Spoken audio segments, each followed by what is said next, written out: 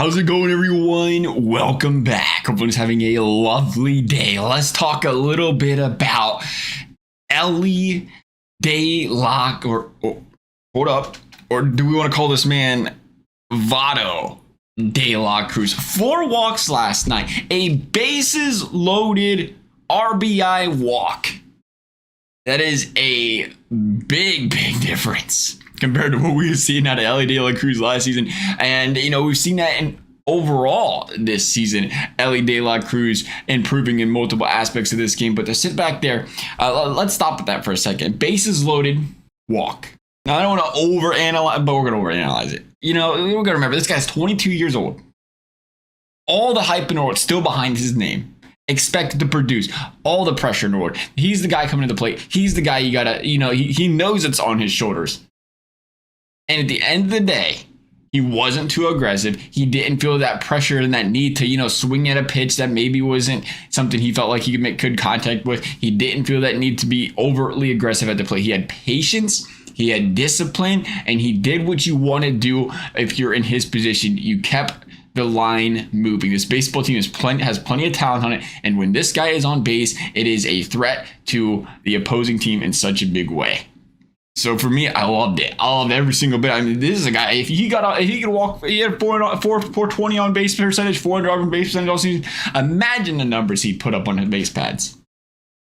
And going back to those numbers, actually funny we bring up the on-base percentage. Elly de la Cruz has a 395 on-base percentage this season. That's opposed to the 300 on-base percentage last season, a 638 slugging percentage compared to his 410 slugging last season. His average of 290, again, a big improvement from that average in the 230s last season. How about the numbers against the lefties?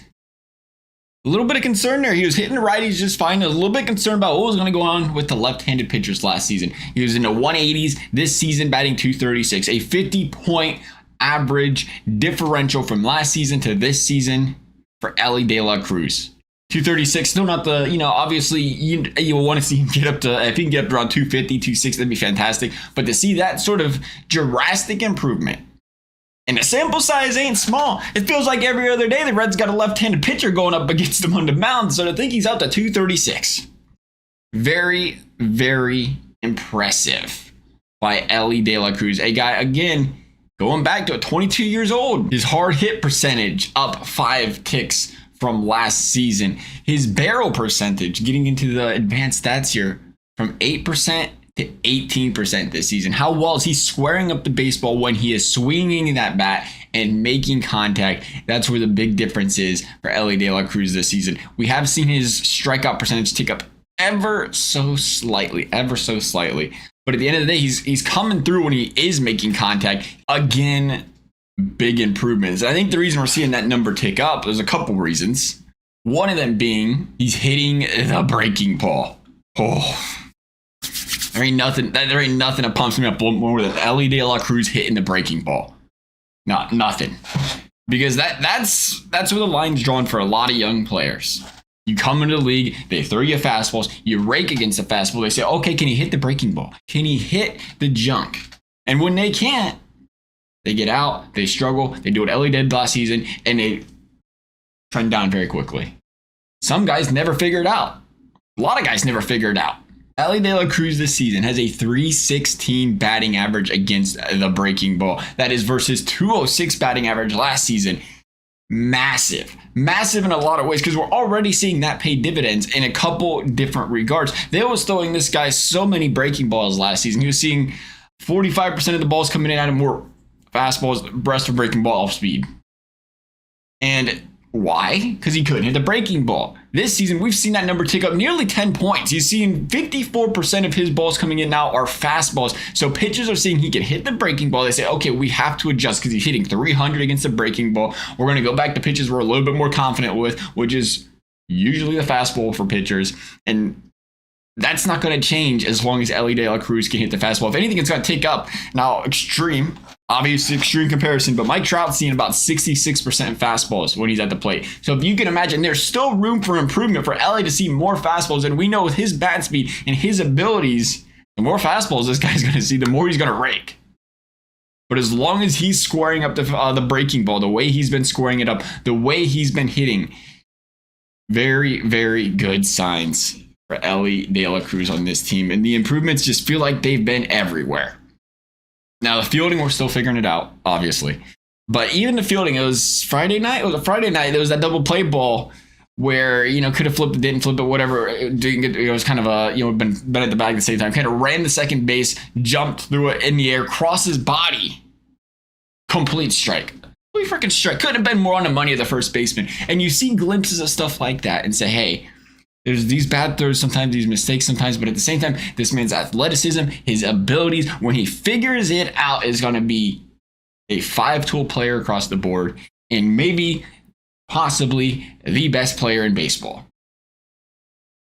And I just love seeing what this guy has done from last year to next. I think, there's, when you really look at it in the grand scheme of sports in general, there's a lot of players that come into leagues, all the tools in the world, they're gifted athletes. Now, obviously, they had to work to get to that point throughout their careers, but they come into the league gifted compared to everyone else. They're extremely fast, they're extremely tall, got some sort of, a good fastball if it's baseball. The height obviously helping, the speed helping in football, basketball, so on and so forth. They have all these abilities in the world. And that gets them to the show. That extraordinary ability gets them to the show. But then you start playing other superstars. And all of a sudden, those abilities kind of come back down to earth if you're not willing to work hard, if you're not willing to make the adjustments, if you're not willing to grind to get the most out of those abilities. And what we've seen in this offseason, Elly De La Cruz practicing bunting more than anyone else on the team when he brought the guy. Elly De La Cruz practicing hitting. Elly De La Cruz doing everything he could to make the adjustments, to do what he could to get the absolute most out of his abilities. And we are seeing that come to fruition right now in front of our very eyes. And this guy, again, is only 22 freaking years old. Think about where he was off-season at 21. And for this guy, again, it's easy. You can understand it when you're just this much better than everyone else from an athletic ability to come around and kind of depend on that and say, I'll figure it out. I ain't going to change much. Elly goes into that offseason and says, I'm going to figure something out. I'm going to figure it all out, actually. I'm going to figure it all out. I'm going to be a 300 hitter all of a sudden. Don't worry about it. Elly on pace for 48 home runs this season. Don't worry about it. I got it. 80 stolen bases. Again, small sample size. Far cry better from where he was when he started last season. And remember, he did come out of the gate last season hot. First month, 356 on base hitters. That's compared again to his 395 one this season. The Elly hype was real last season. His production was real. And to think where we seen him at his peak last season, he's above it. Gotta love it. Gotta love everything we're seeing at Elly De La Cruz right now. Nonetheless, love y'all's thoughts. Thank y'all for watching. We'll see you next time.